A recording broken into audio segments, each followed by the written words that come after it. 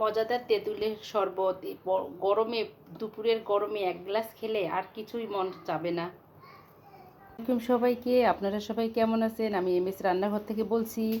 আজকে আমি বানাবো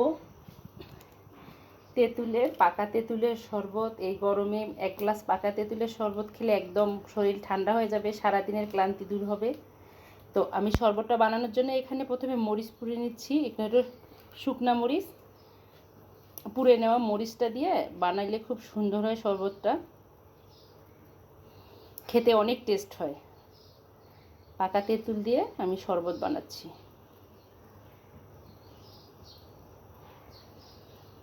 আমি এভাবে মরিচ পুড়ে নেই।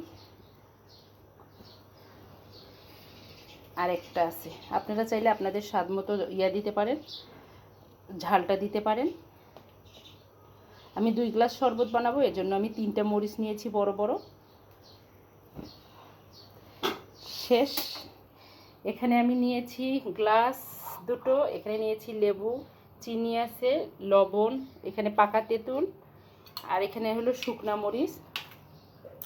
আমি প্রথমে এখানে পরিমাণ মতো নিয়ে নেব পাকা তেঁতুল।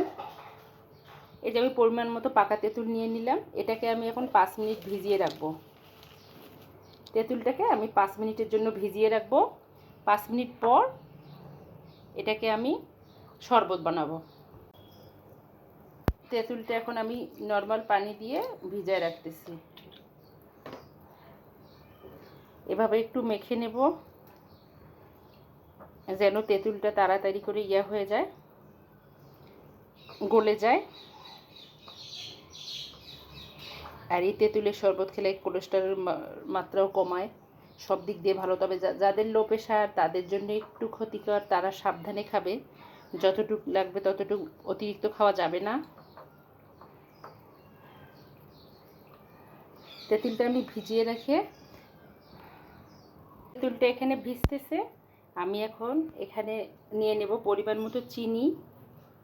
আর একটা বাটিতে নিয়ে নিচ্ছি চিনি।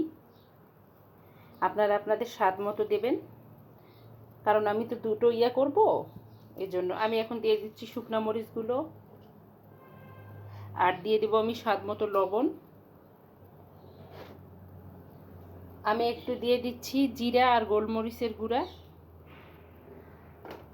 এটাকে এখন আমি ভালো করে হাত দিয়ে মলে নেব।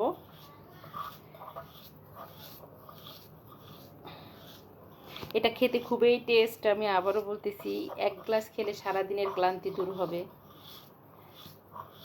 ভালো করে একদম ভাজা শুকনা মরিচের খুব সুন্দর আসতেছে স্মেলটা।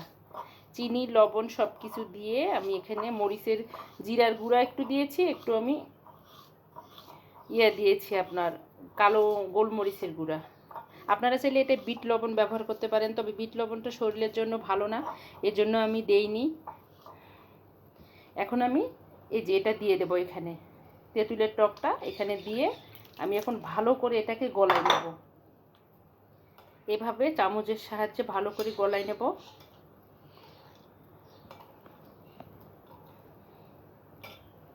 বিচিগুলোকে চামচের সাহায্যে উঠাই নিচ্ছি।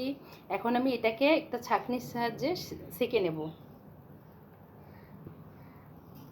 এভাবে আমি সেঁকে নেব আস্তে আস্তে, কারণ এখানে আছে তো আপনার তেঁতুলের আঁশটা আছে, তারপর শুকনো মরিচের বিচিটা আছে, এজন্য আস্তে আস্তে ধৈর্য ধরে করতে হবে একটু।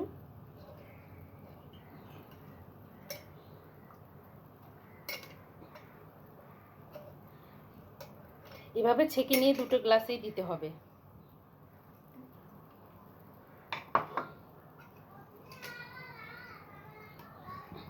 আমি ছেঁকে নেওয়ার পর এই যে এতটুকু করে হয়েছে, এখানে আমি এখন ঠান্ডা পানি মিক্স করব। আপনারা চাইলে এটাই বরফ দিয়ে সার্ভ করতে পারেন, যেহেতু আমার বাসায় খাবো এজন্য আমি বরফ দিচ্ছি না। আপনারা চাইলে বরফ দিয়েও খেতে পারেন। আমি ঠান্ডা পানি দিয়েছি, বেশি ঠান্ডা না, নর্মাল ঠান্ডাটা দিয়েছি।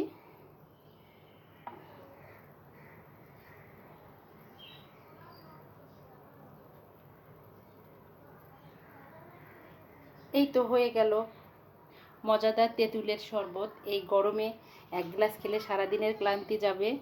মজাদার একটা শরবত বাসায় বানিয়ে খাবেন আপনারা। কেমন হয়েছে কমেন্টে জানাবেন। আর যদি ভিডিওটা ভালো লাগে লাইক করবেন, শেয়ার করবেন, সাবস্ক্রাইব করবেন। এমএস রান্নাঘরের সাথে থাকবেন। আল্লাহ হাফেজ, আসসালামু আলাইকুম।